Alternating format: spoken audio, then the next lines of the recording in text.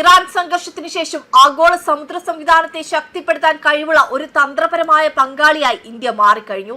Indian നാവികസേനയുടെ വർദ്ധിച്ചു വരുന്ന ശക്തി യൂറോപ്പിനും ഇസ്രയേലിനും അമേരിക്കയ്ക്കും നിർണായകമാണെന്ന് ഇസ്രയേലി പ്രതിരോധ വിദഗ്ധ പൗഷാലി ലാസ്.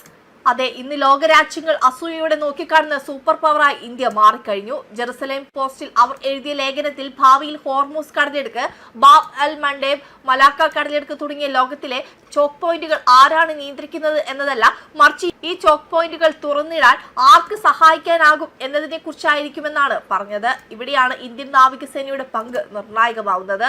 ഇസ്രായേലിനും അമേരിക്കയ്ക്കും യൂറോപ്യൻ യൂണിയനും ഇന്ത്യ വെറും സാമ്പത്തിക വളർച്ചയുടെയോ ഉയർന്നുവരുന്ന പ്രതിരോധ സൂപ്പർ പവറിന്റെയോ കഥയല്ലെന്നും, പ്രത്യേകിച്ച് വ്യാപാര പാതകൾ, ഊർജ്ജ സുരക്ഷ, ഭൗമരാഷ്ട്രീയ സ്ഥിരത എന്നിവ വലിയ സമ്മർദ്ദത്തിലായിരിക്കുന്ന സമയത്ത്, പ്രത്യേകിച്ച് US, ഇസ്രായേൽ, ഇറാൻ സംഘർഷത്തിനു ശേഷം ആഗോള സമുദ്ര സംവിധാനത്തെ ശക്തിപ്പെടുത്താൻ കഴിവുള്ള ഒരു തന്ത്രപരമായ പങ്കാളിയായി ഇന്ത്യ വളർന്നു വരുന്നുവെന്നും അവർ ലേഖനത്തിൽ എടുത്തു പറയുന്നുണ്ട്.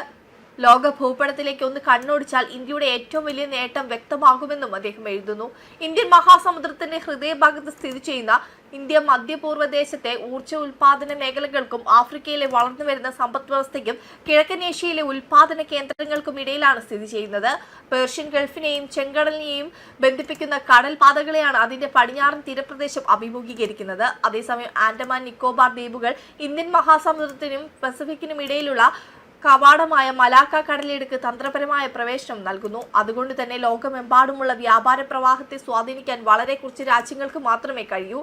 ഈ വെല്ലുവിളികളെ നേരിടാൻ കഴിവുള്ള ഒരു രാജ്യമായി ഇന്ത്യ സ്വയം കൂടുതൽ സ്ഥാനം പിടിക്കുന്നുവെന്ന് അവർ എഴുതുന്നു.